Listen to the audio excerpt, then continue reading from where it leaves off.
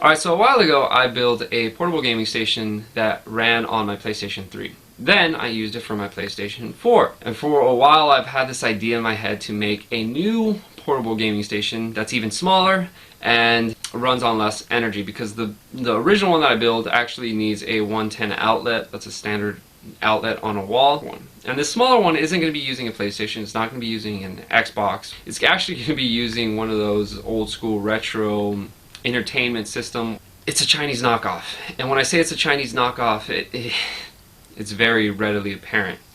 You can't save on it.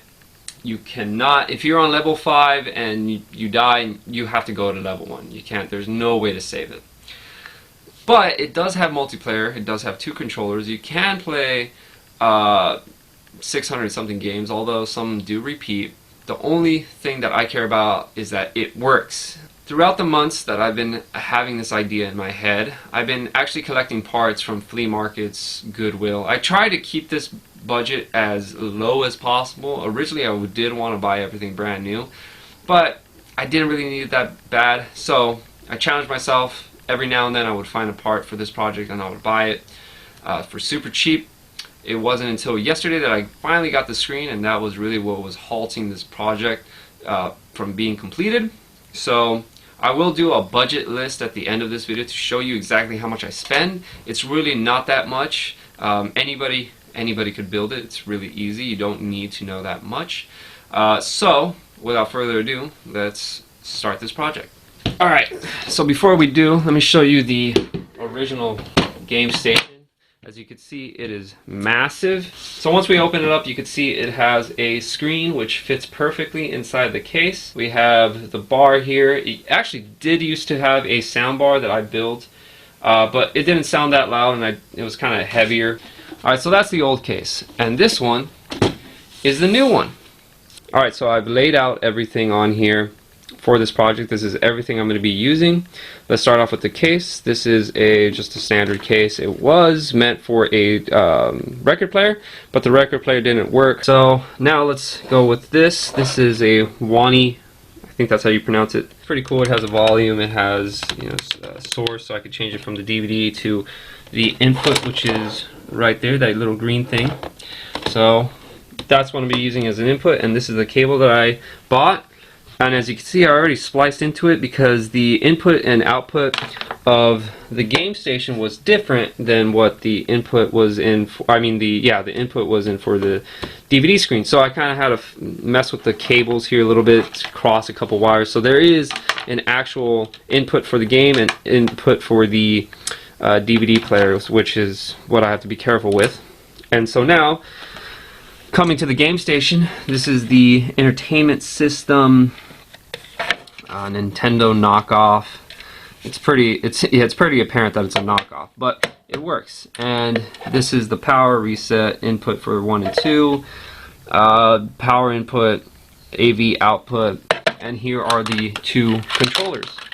Pretty light, pretty nifty. And this is what's going to be powering everything. This is actually an inverter to go from 12 volts. Actually, it says it right there. 12 volts input from a car, and over here is where we're going to be plugging all our thing. It actually can power the original game station, which is what I use to be able to play this in the car. So it's going to have no problem powering all of this up.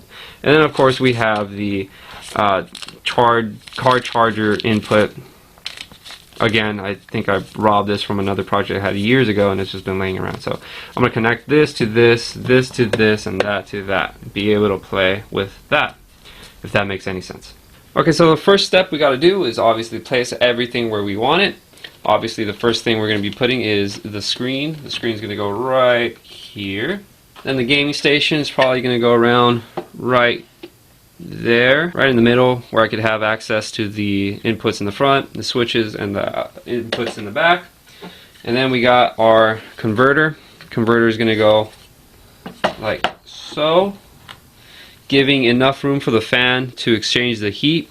So the way I'm going to be mounting all of this is actually using what's called plumber's tape. This is like a metal strand with all these holes in here.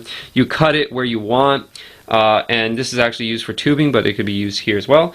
It's not pretty, I agree, but it is very fast to use, really, really cheap. I'm going to mount it just by putting it over, one screw in the back, one screw in the front, and we should be good.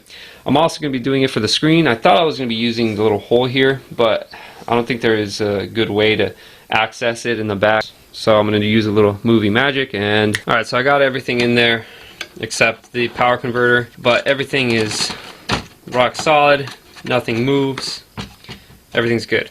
Now all we got to do is pretty much wire everything up. The first thing we got to do is simply wire the power. I already marked which one's negative and which one's positive. It's very important to get that one right, or else nothing turns on. Once everything's tightened, I'm going to put this back where it's supposed to. And then once I have that in, it's pretty much just everything plug and play like you would with a regular TV.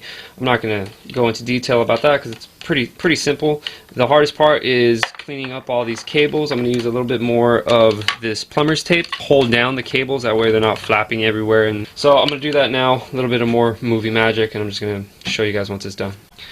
Alright, so everything is connected. I even bolted down the cables to the TV. Right here where the hinges are at, just so over time or accidentally doesn't cause any stress on the connections, causing internal breakage. So yeah, that's right there. And I also did it to the controller cables and power cables. That way the controller isn't 100% connected to the entertainment system, so it doesn't pull it out accidentally or cause any problems. Everything is ready to go. Now it comes to testing. Now I was going to test this in the truck, but I just realized that I have a power converter that goes to a 12-volt system. So all I got to do is connect it. It's pretty hard, and you should hear a little sound. Yep, that's the power inverter. Little green, the little LED came out when I unplugged it. That's fine, I can still see it. But entertainment turns on, the screen turns on. Now let's see, let's switch to the RCA. Venture Island.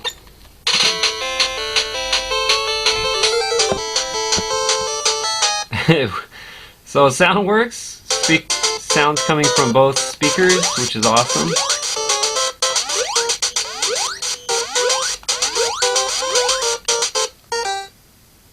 Okay, so everything is connected, everything is ready and roaring to go. I got Mario, I found it. It's number 600 on this game station. It's a really cheap knockoff, but it works. So now everything is good. Let's talk about price. The case, I believe I bought for $5. The game station I got for $20.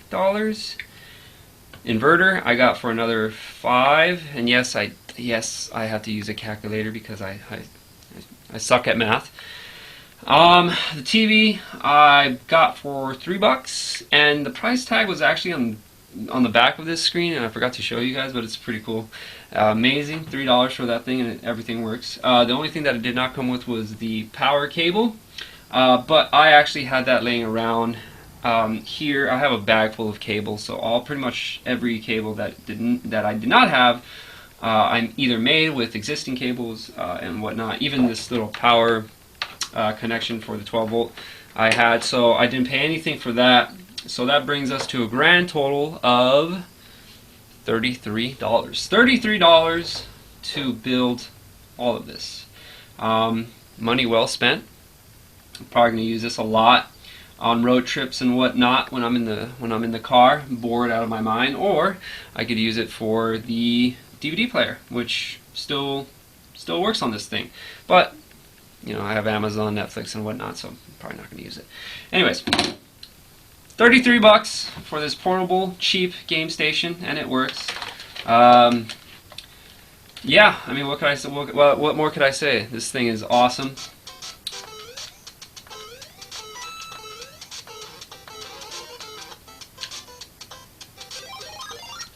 Oh, you're still here. Yeah, I'll see you guys in the next video. Peace out.